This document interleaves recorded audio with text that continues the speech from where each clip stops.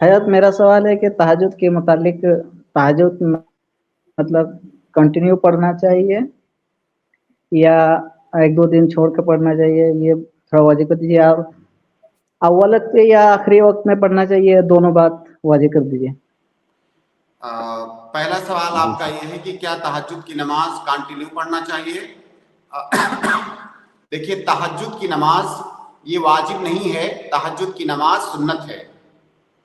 اب اگر کوئی آدمی تہجد کی نماز کنٹینیو پڑھتا ہے تو بہت اچھی بات ہے، اس میں کوئی شک نہیں ہے کہ تہجد کی نماز کی بہت بڑی فضیلت ہے، اور تہجد کی نماز یہ اللہ کے نبی صلی اللہ علیہ وسلم کی سنت ہے، اس پر عمل کرنا چاہیے۔ اگر کوئی کنٹینیو کرتا ہے تو اچھی بات ہے، اگر کنٹینیو نہیں کر پاتا ہے، جب اسے توفیق ملتی ہے، جب میسر ہوتا ہے تب وہ پڑھتا ہے، تو انشاءاللہ اس میں بھی خیر ہے۔ بہرحال اگر کوئی کنٹینیو پڑھنا چاہے تو اس میں کوئی حرج کی بات نہیں ہے، بلکہ یہ ایک افضل عمل ہے۔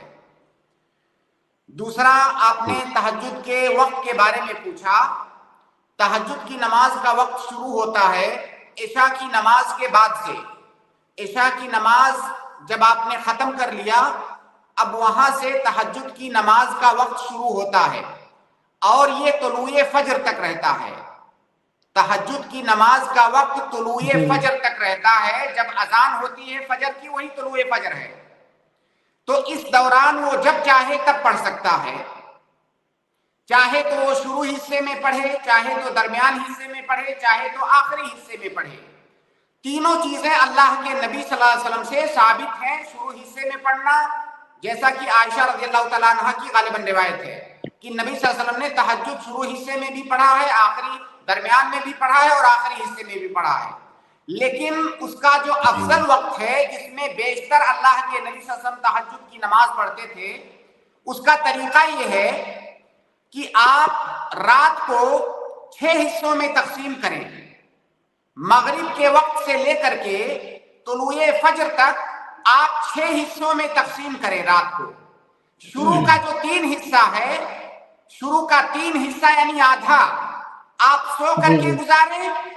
اس کے بعد جو چوتھا اور 5واں حصہ ہے اس میں تہجد کی نماز پڑھیں۔ 6 حصوں میں ڈیوائیڈ کرنے کے بعد 3 حصہ سوئیں، چوتھے اور 5ویں حصے میں تہجد کی نماز پڑھیں، اور چھٹے حصے میں دوبارہ پھر سوئیں۔ یہ اللہ کے نبی صلی اللہ علیہ وسلم کی سنت ہے۔ بیشتر اوقات میں اللہ کے نبی صلی اللہ علیہ وسلم کا عمل اسی پر رہا ہے، جیسا کہ حدیث کے اندر ثابت ہے۔ ورنہ اگر آپ چاہیں تو شروع حصے میں پڑھیں، چاہیں تو درمیان میں پڑھیں، اور چاہیں تو آخری حصے میں پڑھیں۔